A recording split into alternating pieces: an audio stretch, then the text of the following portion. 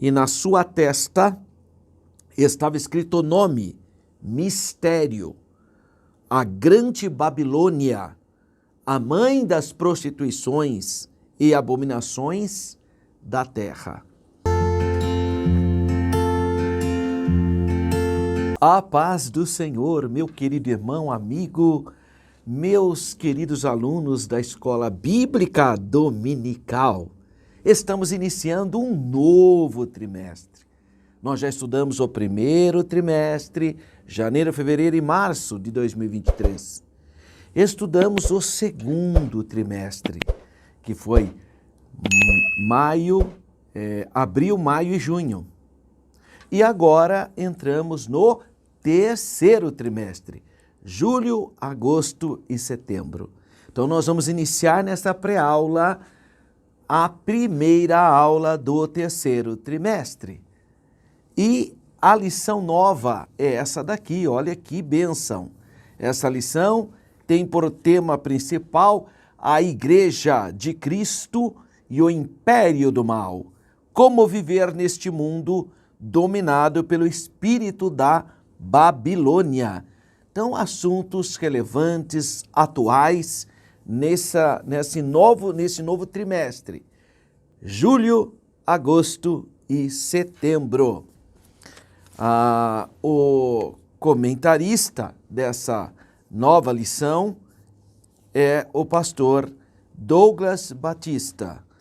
Ele é da Assembleia de Deus da Missão do Distrito Federal.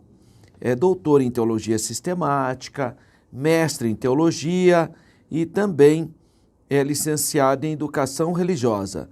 E é escritor de diversos livros, muitos deles publicados pela CPAD. Vamos dar uma olhadinha nessa nova lição. Você tem um sumário. É importante você, professor, você, aluno que está iniciando essa nova lição, dá uma olhadinha aqui no sumário, quais são os temas que serão abordados. A primeira lição, a que nós vamos compartilhar hoje, é a igreja diante do espírito da Babilônia. Olha que interessante, porque ali fala mesmo sobre a Babilônia, mas eu preciso entender o significado disso. 2, a deturpação da doutrina bíblica do pecado. É muito comum as religiões de hoje, pós-moderna, trabalharem com o conceito que não existe pecado, que o pecado seria uma invenção. Então, nós vamos estudar sobre a deturpação dessa doutrina. 3º, o perigo do ensino progressista, porque ele parece ser moderninho, parece ter sentido, ser politicamente correto, mas a hora que a gente começa a fazer uma análise mais profunda, você vê que não passa de uma fraude. 4º, quando a criatura vale mais que o Criador, é o antropocentrismo. O homem é o centro de tudo, todas as medidas se fazem de acordo com o homem. O homem tornou-se um deusinho. Essa é a ideia do antropocentrismo, mas é a ideia de que a criatura vale mais que o Criador. Lição 5. Dessacralização da vida no ventre materno. É muito comum, quando você fala que você é contra o aborto, as pessoas imaginarem ou pensarem que isso é uma postura religiosa. Então é muito comum, quando você fala, olha, eu sou contra o aborto, a pessoa fala, isso é uma construção cultural religiosa. Mas nós podemos pensar filosoficamente sobre essa questão. Existem pessoas hoje que não são religiosas, que são agnósticas, que não têm prática religiosa nenhuma e são contrárias ao aborto, porque filosoficamente elas compreendem que, assim como a mulher tem direitos, o feto também tem direito. É uma questão então de direitos. Se a mulher supostamente tivesse o direito de abortar, de matar aquele feto, aonde ficaria o direito do feto? Pela vida. E outra coisa filosófica muito trabalhada é o seguinte: será que essa pessoa que teve oportunidade de viver, essa pessoa, o que hoje é uma pessoa plena, quando ela fala que ela vai defender o aborto, se os seus pais, se os seus genitores fossem também a favor do aborto, ela não existiria. Então, filosoficamente, dá para se pensar esse tema e também rejeitar o aborto, numa perspectiva secular, não necessariamente religiosa. Agora, religiosa muito mais, porque o próprio Deus fala que quando a gente era uma substância informe, ele já olhava por nós, né? Então, aí tem a percepção religiosa. Mas, independentemente da religião, então, existem pessoas que nunca nem acreditam em Deus, mas por uma postura filosófica também não aceitam o aborto. E aqui a lição 6 vai falar exatamente sobre a lição 5 vai abordar, vai fomentar a temática, a dessacralização da vida no ventre materno. Lição de número 6, a desconstrução da masculinidade bíblica. Então é uma lição muito interessante, porque a natureza dá aos gêneros diferenças, né? Independentemente, de novo, de fé, a ciência, que o homem tem uma construção genética, a mulher tem outra.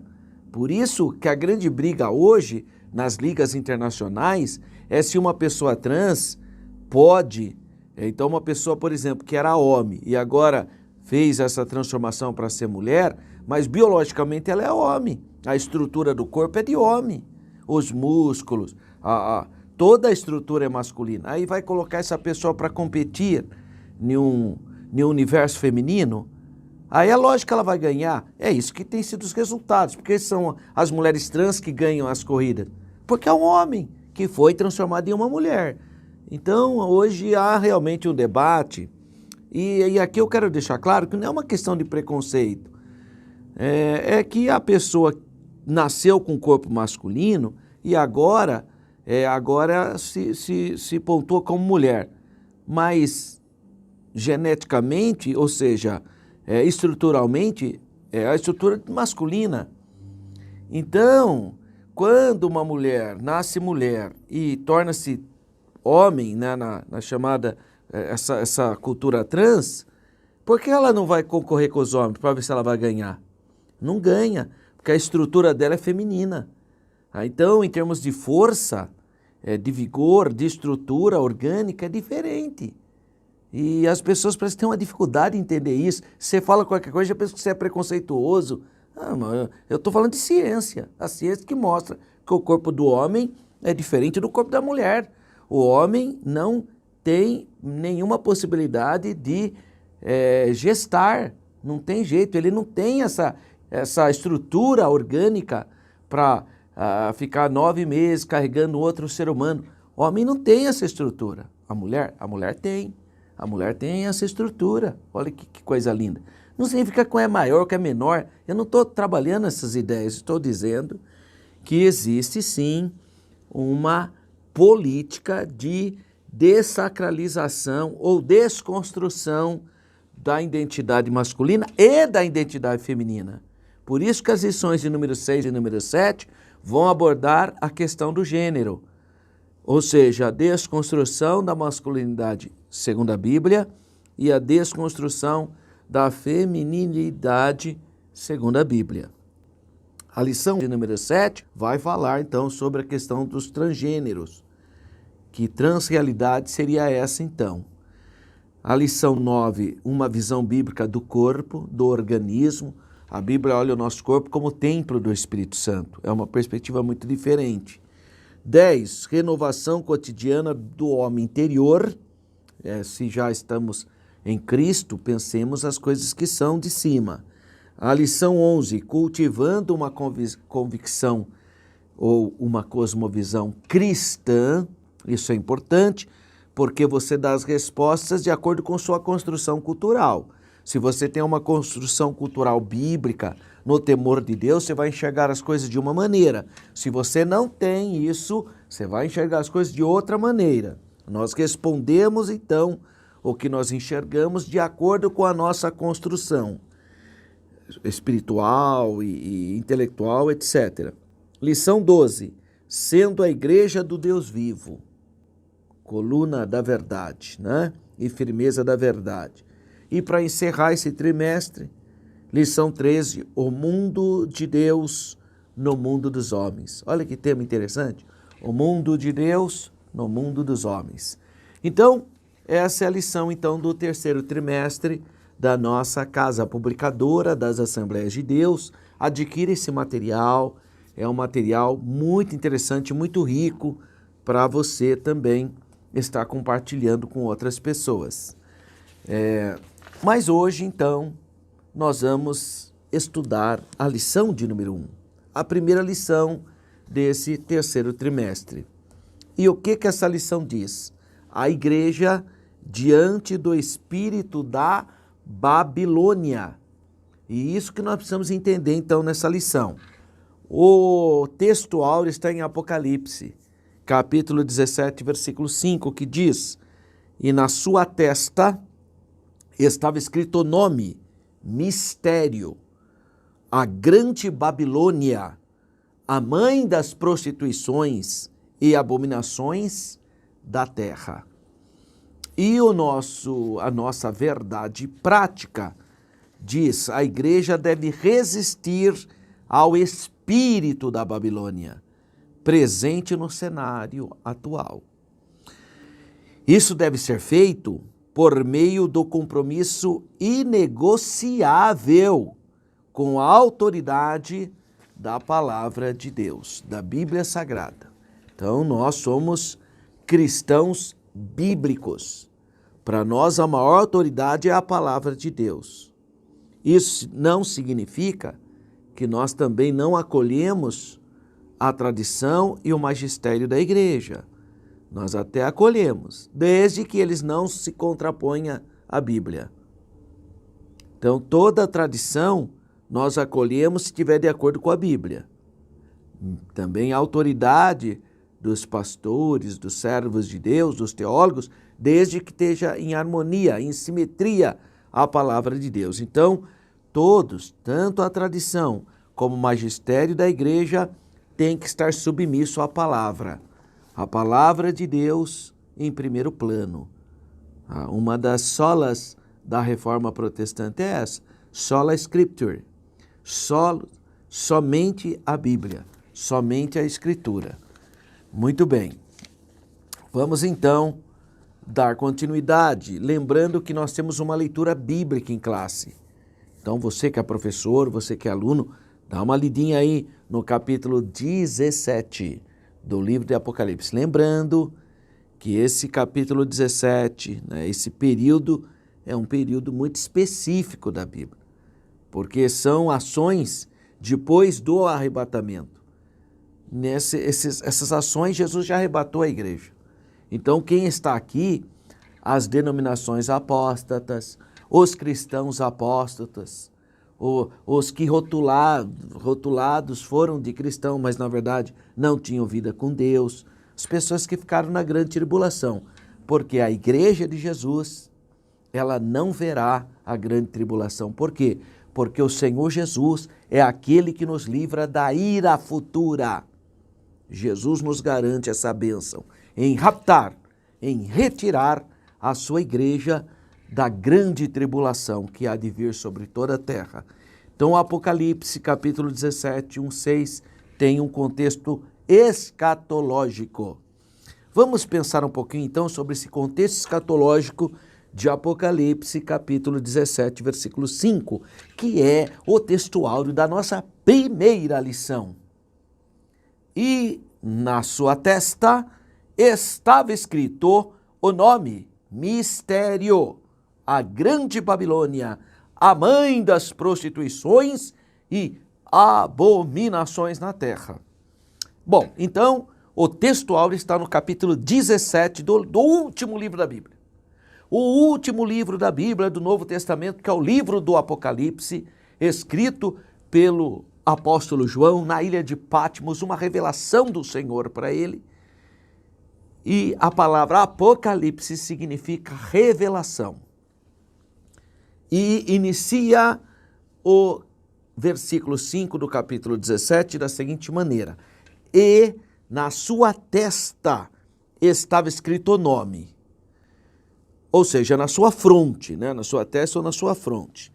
Então nós temos aqui uma marca de identificação, identificadora, tal como no caso daqueles adoradores da besta. Então, se você olhar aqui no último livro da Bíblia, no livro do Apocalipse, capítulo 13 e versículo 16, olha só o que diz aqui, ó. E faz que todos, pequenos e grandes, ricos e pobres, livres e servos, lhe seja posto um sinal na sua mão direita ou nas suas testas. Então, é interessante nós observarmos que isso aqui é uma identificação para o controle total da humanidade. É o período, então, da grande tribulação. Irmão, você já vai ser arrebatado. Você que tem Jesus, que foi lavado pelo sangue do Cordeiro, está na bodas do Cordeiro, está com Jesus. Eu estou falando para quem ficou aqui na terra. Então, o anticristo, que é um governo totalitário, fascista, né? Um governo comunista, porque ele vai dar comida para todo mundo, vai controlar as propriedades, vai fazer tudo controlado, inclusive vai pôr um número nas pessoas, ou na testa ou na mão. Quer dizer, é um sistema autoritário, autocrático, que vai controlar os indivíduos. E por trás disso está a ideia de que ninguém vai passar fome. Ele controla para poder dar pão para todo mundo, para poder dar um apartamento para todo mundo. Ou seja, não vai ter mais iniciativa privada, né? O Estado é o paizão, que vai cuidar de todo mundo. Então, assim como a besta tem um nome na cabeça, na testa, as pessoas que ficarem nesse mundo vão ser marcados também, ou na palma da mão, ou na testa. Também há algo interessante quando se fala dos adoradores do Cordeiro. Aqui, em Apocalipse, capítulo 7, e versículo de número 3, diz assim: dizendo, não danifiqueis a terra, nem o mar, nem as árvores, até que hajamos assinalado nas suas testas os servos do nosso Deus. Então aqui também tem um apontamento interessante sobre marca na testa. Quer dizer, não é uma coisa estranha à literatura apocalíptica do livro do Apocalipse, tá? Não é uma coisa estranha. Bom, isso também serve para identificar uma imensa perversão, no caso da besta. Não nos é dito especificamente o que está escrito sobre a cabeça da besta, ou sobre as cabeças, né? Porque são muitas cabeças. Mas João informa sobre o que está escrito na testa da meretriz, sem faltar nenhuma letra. Ele fala exatamente o que está escrito. E o que está escrito? Mistério, a grande Babilônia, a mãe das prostituições e abominações da terra. É o nosso textuário, o versículo 5. Então, tem essa informação. Interessante é que há 2000 anos atrás, na Roma antiga, Roma era a capital do Império, né, romano, e era a grande cidade influenciadora de todas as cidades do Mediterrâneo, né? Então, do Mar Mediterrâneo, todo o Império estava em volta do Mar Mediterrâneo, por isso que os romanos falavam que o Mediterrâneo era um lago deles, o Mare Nostrum. Então, na Roma antiga, era costume marcar as prostitutas eram marcadas com o nome ou uma marca, a fim do quê? De rotulá-las. As prostitutas traziam rótulos na testa para serem identificadas. As prostitutas são reconhecidas pelos seus modos e por seus trajes. A pior meretriz de todos fica bem identificada na visão do apóstolo João. Então ele vê uma meretriz com o nome na testa, mas isso era uma prática também na cidade de Roma, que era uma cidade extremamente perversa, uma cidade iníqua, e havia uma rede de prostituição e havia identificação dessas prostitutas. ou com o nome na testa, ou com enfeites no cabelo. E o nome que fala aqui, em Apocalipse 17:5, que é o nosso texto áureo, e na sua testa estava escrito o nome. Que nome? Mistério, a grande Babilônia, a mãe das prostituições e abominações na terra. Então, nas páginas do Novo Testamento, o mistério é uma verdade antes oculta nos desígnios ou conselhos divinos. Aparece muito, né? Por exemplo, fala que Cristo, o mistério de Deus, a igreja é tratada como um mistério que estava oculto, mas foi revelado por Deus. Então é um segredo desvendado. Contudo, não pode ser desvendado pelo mero exercício mental humano decaído pelo pecado, pela fragilidade nossa. Não.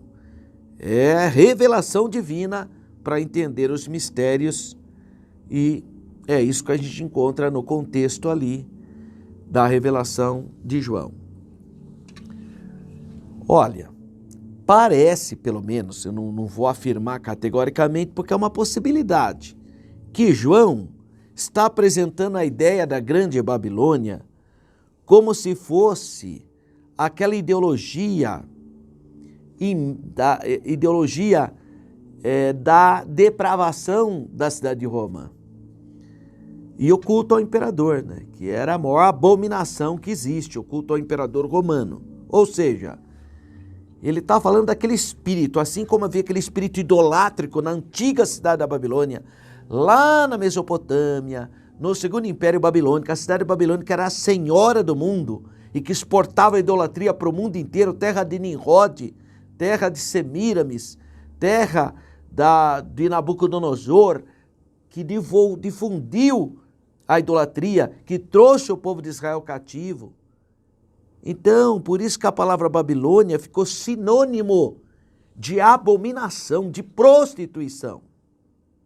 E parece que a cidade de Roma herdou isso também, porque as mesmas práticas pervertidas, idolátricas que haviam na antiga cidade da Babilônia, estavam sendo praticadas também na cidade de Roma.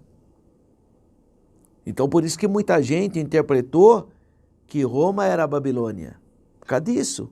Mas, na verdade, não é uma questão geográfica, é uma questão da ideologia que está por trás daquilo, do espírito que norteia aquilo. A depravação de Roma com o seu culto ao imperador. Esse é o espírito do anticristo. E João, quando ele vai falar do anticristo, ele fala nas suas epístolas. Ele fala muitas vezes que o anticristo, o espírito do anticristo já estava no mundo. É muito provável que ele está fazendo alusão ao espírito do anticristo operado através do culto do imperador romano. Porque o anticristo vai querer ser adorado, que nem o imperador romano era. Aliás, Roma fez um acordo com o povo de Israel também. O povo de Israel não adora, é idolatria para eles. Os outros povos tudo aceitaram a idolatria da adoração ao imperador, o culto ao imperador. O povo de Israel não aceitou, então fez um acordo. O povo de Israel tinha que orar pelo imperador, não adorar o imperador, orar pelo imperador. Esse foi o acordo que se fez lá entre Roma e a Judéia. Então, quando está falando aqui da grande Babilônia, parece que ele está se referindo a um espírito mundano, maligno, que estava presente na Babilônia, que está presente agora em Roma, porque João está escrevendo no momento histórico em que Roma dominava o mundo, influenciava o mundo, seja com o seu lado positivo, com as suas estradas, com suas construções, com os seus monumentos, mas também com o lado negativo, com toda sorte de pecaminosidade e imoralidade. Então, parece então que o uso da palavra mistério nesse ponto nos permite entender que devemos buscar um significado espiritual para a grande Babilônia e não simplesmente um local geográfico. Mas o que essas cidades representam? Tanto a Babilônia antiga, lá no rio Eufrates, como agora a Roma antiga também, né? de 2 mil anos atrás, o que ela representava para aquele período. O que nós podemos dizer? A ideologia presente na antiga cidade de Roma era uma abominação diante de Deus. Embora aos olhos de todo mundo, todo o império parecia ser uma rainha adornada com joias raríssimas. Então, na época de João, Roma era a cidade mais influente, mais poderosa, mais rica, mais importante do mundo. E a cidade era poderosa politicamente, religiosamente e socialmente. Então é nesse sentido que ela é parecida com a Babilônia, porque a Babilônia também foi tudo isso antes de Roma, muito antes de Roma. A antiga sede do Segundo Império Babilônico foi uma das cidades mais grandiosas, mais poderosas, os jardins suspensos da Babilônia. Até hoje tem a reconstrução da Porta de Star, que está no Museu de Berlim, e tantas outras informações que nós temos sobre a antiga cidade de Babilônia, onde possivelmente foi construída a Torre de Babel, onde houve a confusão das línguas, uma cidade idolátrica. E agora quem é que faz esse papel na época de João? É a Roma antiga. Ela parecia uma herdeira da Babilônia.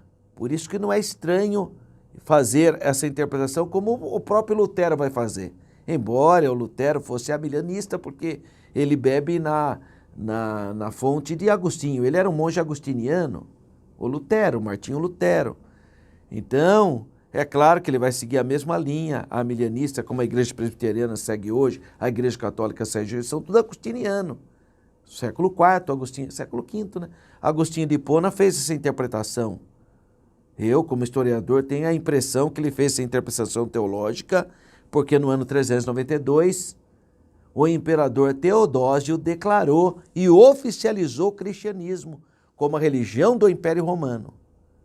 É bem possível que Agostinho tenha feito aquela leitura histórica, falando, peraí, então se agora o imperador é de Jesus, todo o império é de Jesus, então começou o milênio.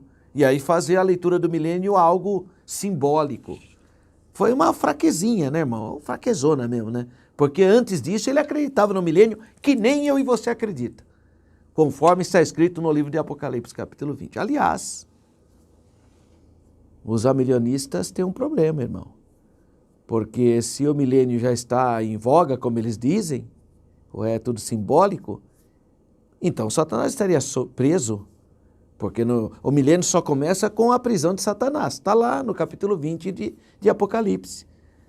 Então, se, mesmo simbolicamente, vamos dizer que ele foi preso, mas então por que continua tanta desgraça no mundo que todo mundo sabe que são forças satânicas?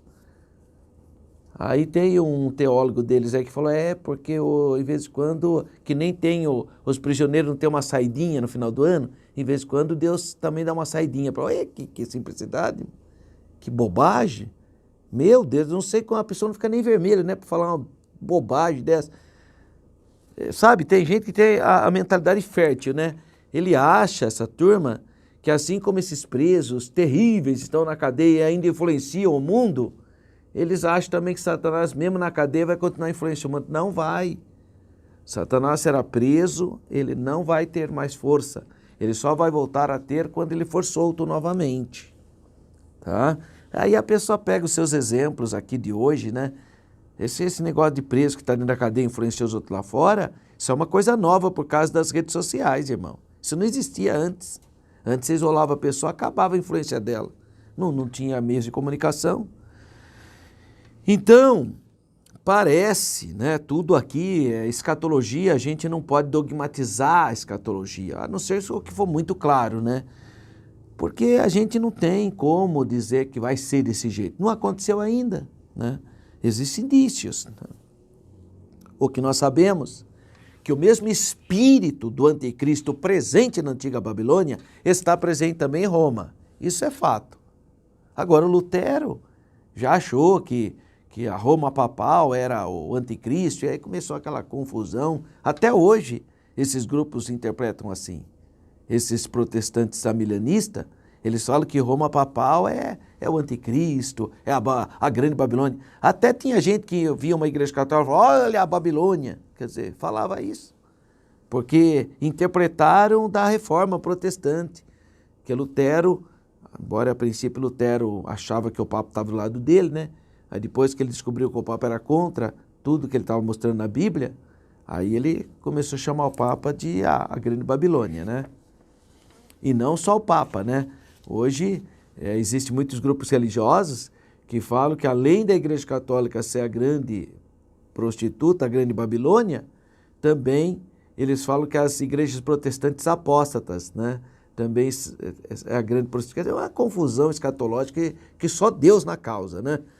Vamos lá. Aí ele fala aqui então, Babilônia a Grande, ou a Grande Babilônia. Possivelmente ele está se referindo ao espírito presente na Roma Antiga, né? Que era o mesmo espírito da antiga Babilônia, que tinha o mundo inteiro a seus pés, que era a rainha das cidades. Levavam todas as nações do mundo a adorarem nos seus altares, os seus deuses. Em Roma havia adoração da Dea Roma e o seu culto ao imperador. É esse espírito mundano que João se refere nas suas epístolas. Então há um contexto. Pensa que só aparece em Apocalipse essa ideia. Essa ideia está presente lá nas epístolas de João, quando ele fala do anticristo.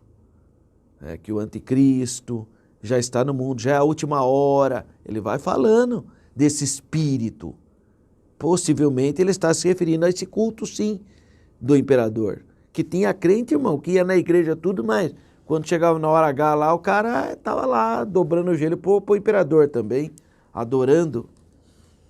Então, quanto à expressão a grande, é porque a Babilônia era uma cidade muito grande, e Roma também. Então, partindo do princípio que a Babilônia tem a ver com um espírito da iniquidade, isso estava presente em Roma também. Então, tanto a Babilônia do Iraque como Roma tinha esse espírito. Como hoje, as grandes cidades também têm esse mesmo espírito, o espírito da Babilônia. Essas imoralidade, drogas, latrocínio, feminicídio, abuso de crianças. Isso é o espírito da Babilônia, irmão. Mesma coisa que tinha na Babilônia original, tinha em Roma e tem hoje também. Quer dizer, é o espírito da Babilônia. E ele fala da mãe das meretrizes. Ela mesma é uma prostituta. O que se vê claramente nos versículos 1 e 2. De fato, é a maior de todas elas, aquela que faz o maior número de vítimas. Em seus adultérios, ela produz muitas filhas, que por sua vez também tornar-se-ão prostitutas. Então é uma coisa terrível, é a profissão delas, né? Espiritualmente, então, agora falando, fazendo a leitura espiritual, esse sistema maligno presente na antiga Babilônia, presente em Roma, assim como hoje também em muitos centros urbanos, tornou-se uma instituição de grande influência no surgimento de muitas nações. Roma, por exemplo, né? O Império Romano, construção de muitas nações, sociedades, religiões e seitas voltadas à idolatria, especificamente para se unirem ao culto do imperador e à adoração da Dea Roma, né? A divindade Roma. Inclusive na Ásia Menor, que é a atual Turquia, o culto ao imperador era seguido com muito zelo, porque foi incorporado à adoração de outras religiosidades. Então, muitos templos pagãos estavam lá, a Dea Roma. Os cristãos certamente entenderam muito bem a revelação do apóstolo João. Ele percebeu que ele estava falando sobre esse espírito diabólico que havia na Babilônia, estava presente em Roma e que os cristãos tinham vigilância, não se envolverem com esse culto. Mas também aqui está falando de um período pós-arrebatamento da igreja, que é o período da grande tribulação, onde essas coisas se materialização. Como nós sabemos disso? Ele fala das abominações da terra. Com frequência, a própria idolatria nos escritos judaicos também é chamada de abominação, a idolatria. E isso, essencialmente, que se deve compreender aqui. Então, quando fala o cálice de ouro que a meretriz exibe, está repleto de abominações e do quê? De imundícies. o cálice de ouro que ela carrega. Agora, a interpretação do século passados, influenciado por Martinho Lutero, pós-reforma protestante, é mesmo que a meretriz é Roma papal. Isso tem fartos documentos que apontam isso. Mas a questão é que durante a grande tribulação, o culto final ao redor do anticristo, sem dúvida, enganará muitos de todas as religiões. Não vão ser só cristãos nominais que ficaram para a grande tribulação. Outras crenças também vão ser incorporadas nessa religião sincrética, religiões orientais, não cristãs, vai misturar tudo para o culto do anticristo. Agora, uma coisa interessante, a Bíblia de Estudo Pentecostal, ela faz dois apontamentos. O primeiro, ela fala que Babilônia, no versículo 5, é o símbolo para todo o sistema mundial que tem sido dominado por Satanás ao longo da história. Então, ela não vai falar que é um ponto geográfico, como os arminianistas ou outras interpretações fazem. Fala, não, a Babilônia é a Roma imperial, é a Roma papal. Não, ela vai além disso.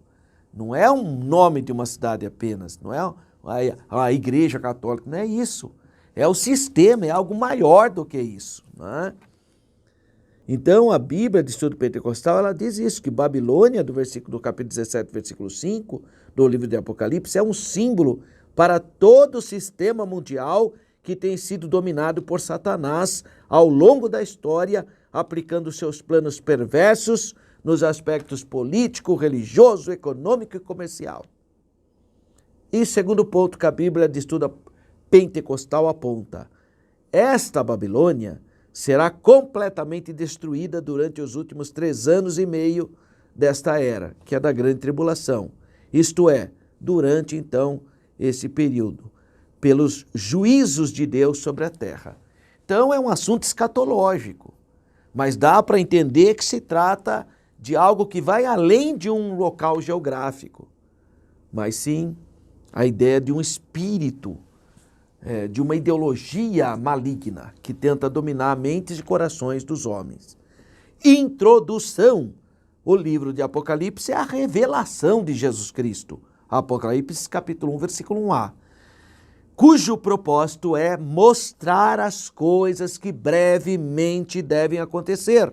Está lá em Apocalipse capítulo 1, versículo 1, parte B. Por ser de natureza escatológica. O que é isso, natureza escatológica? De coisas que estão por vir, coisas que ainda vão acontecer. O livro é um livro complexo, né? Não é fácil interpretá-lo. Por isso, convém esclarecer que nessa lição, essa primeira lição, a igreja, diante do espírito da Babilônia, nesse primeiro tema, não se pretende identificar a Babilônia literalmente ou geograficamente, nem listar os eventos da grande tribulação, porque o textual está dentro desse contexto. Nosso objetivo é só alertar a igreja acerca dos aspectos gerais desse espírito da Babilônia que estava presente em Roma, esse sentimento, essa ideologia que está presente hoje no mundo, nos grandes centros urbanos. Então, essa é a ideia. Então, o primeiro tópico, Babilônia e seus significados. Bom, primeiro, a Babilônia é sinônimo da grande prostituta. É sinônimo da mulher que está montada na besta escarlata. É a grande cidade que é o mistério. Então, esses 3 pontos são trabalhados no primeiro tópico, Babilônia e seus significados. O primeiro, então, 1.1, a grande prostituta. A personagem é apresentada como uma grande meretriz. A Bíblia fala explicitamente. E que ela engana, ela se deita, ela contamina os reis da terra nas suas prostituições. No texto bíblico destaca-se 3 termos gregos. A palavra porné, a palavra porneo e a palavra porneia. Todas com a mesma essência. Tem a ver com prostituta, prostituição e prostituir-se. Então a palavra porné prostituta. Porneo, prostituir-se. E porneia, prostituição. Em outras palavras, impureza sexual. Em Apocalipse, as muitas águas onde a prostituta se assenta simboliza as nações, as multidões de pessoas que são acolhidas sobre a sua ideologia idolátrica, paganismo e oposição à santa fé cristã. Assim, a prostituta é identificada com uma das facetas da impureza sexual, imoralidade e do falso sistema religioso, representado pelo espírito da Babilônia. Então não é simplesmente uma questão geográfica, é um estado de ideológico.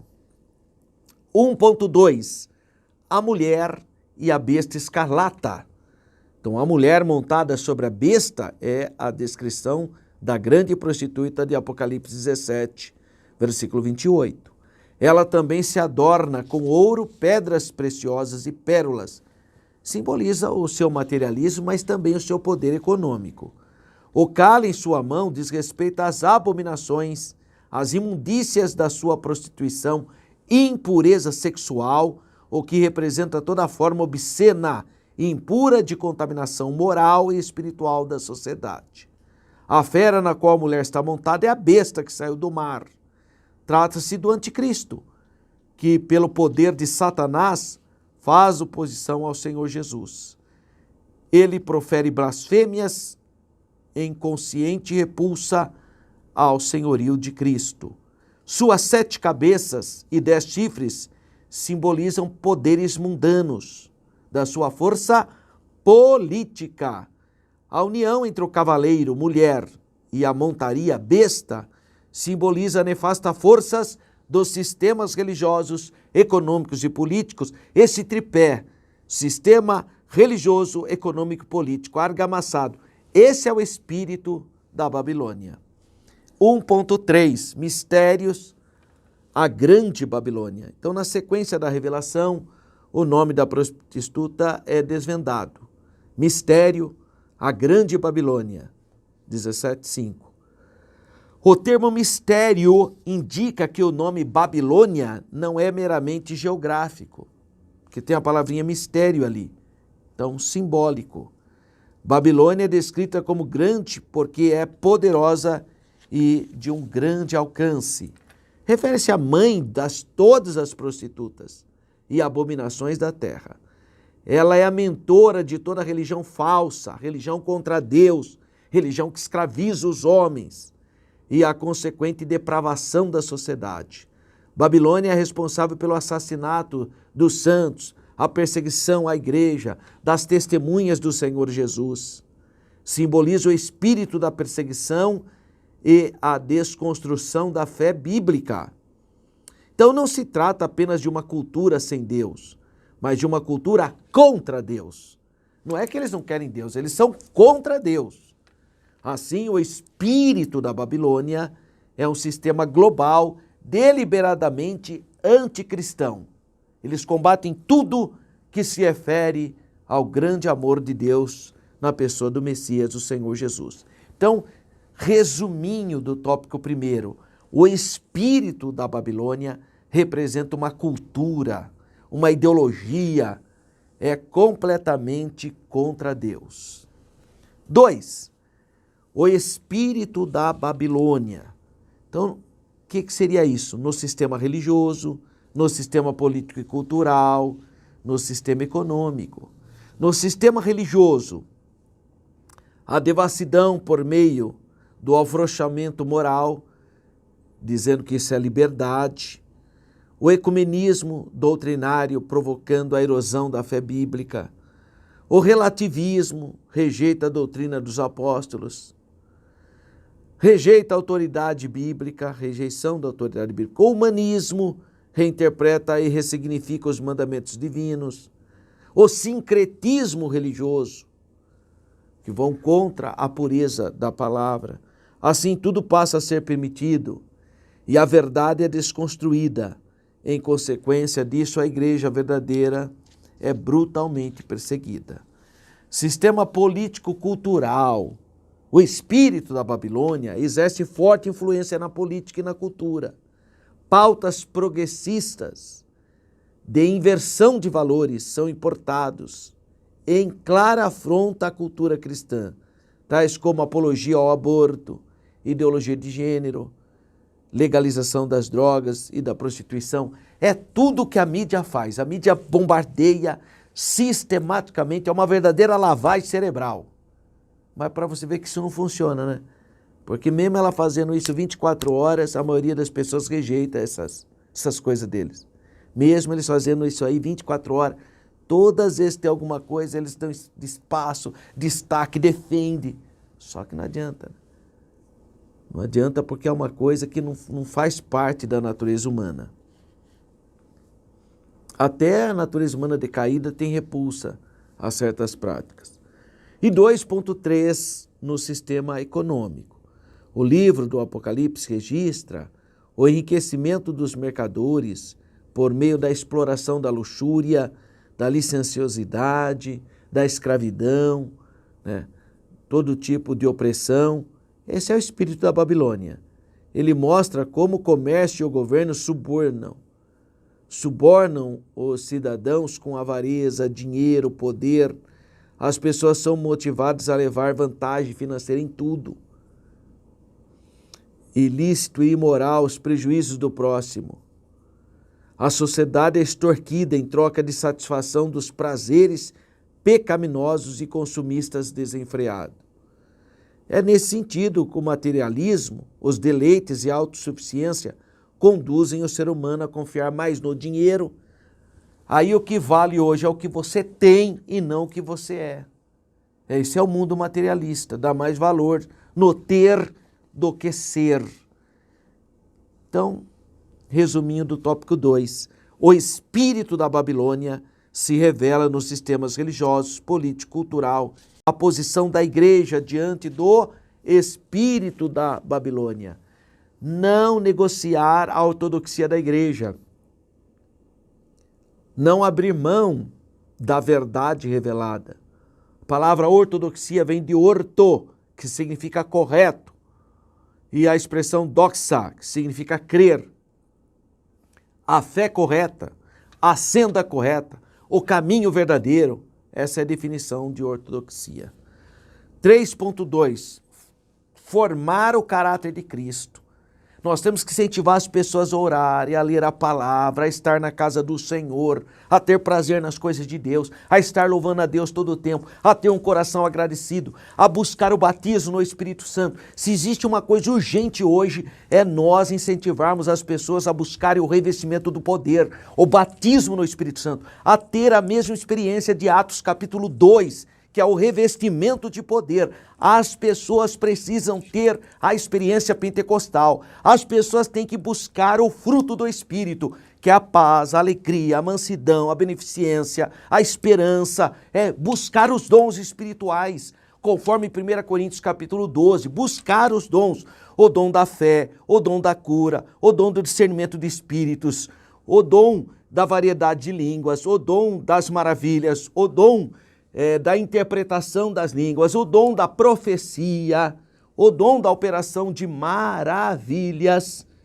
o dom de curar, buscar os dons espirituais, buscar o poder de Deus. Precisamos formar em nós o caráter de Cristo, pedir para Jesus lavar o nosso espírito no sangue dele, a nossa alma, a nossa carne, tirar de nós tudo aquilo que o Senhor não se agrada. Quer dizer, ter o caráter de Cristo, pedir para Jesus encher o nosso coração de amor, tirar do nosso coração tudo aquilo que não glorifica a Ele. Então você tem que orar mais, ler mais a palavra, porque a palavra santifica, a palavra liberta, a palavra renova, a palavra edifica.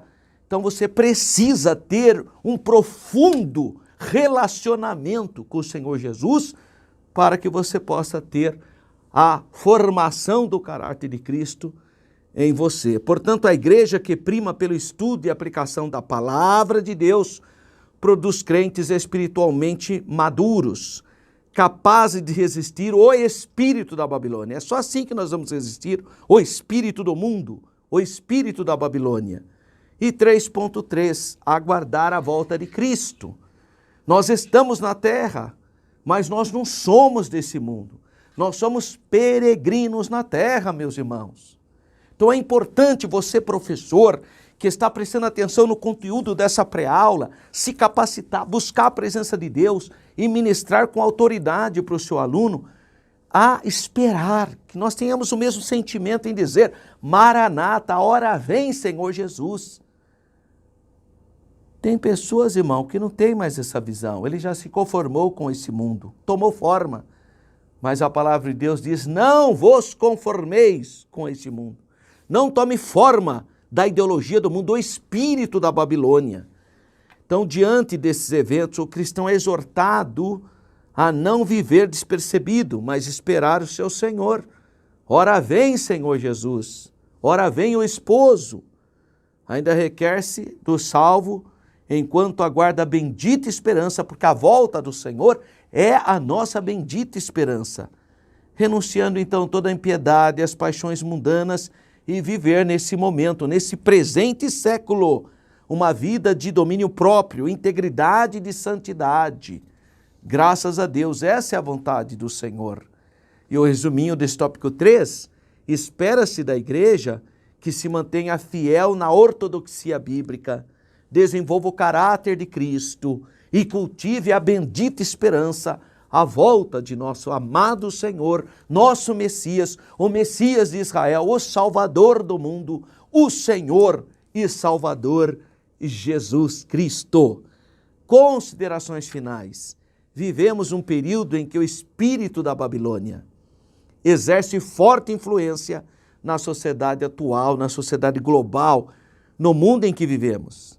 Suas ações buscam o completo domínio político, econômico, cultural, religioso e se opõem à fé cristã. Eles são explicitamente anticristãos. O avanço dessas ideologias aponta para a iminente volta do Senhor. Nesse interlúdio, é nosso dever, é dever da igreja, é o seu dever como um cristão bíblico, oferecer resistência ao mal, ensinar a doutrina bíblica, formar o caráter dos discípulos e santificar-se para a vinda de nosso Senhor e Salvador.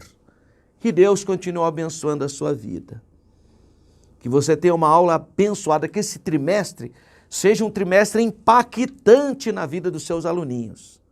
Grande abraço, fique na paz do Senhor.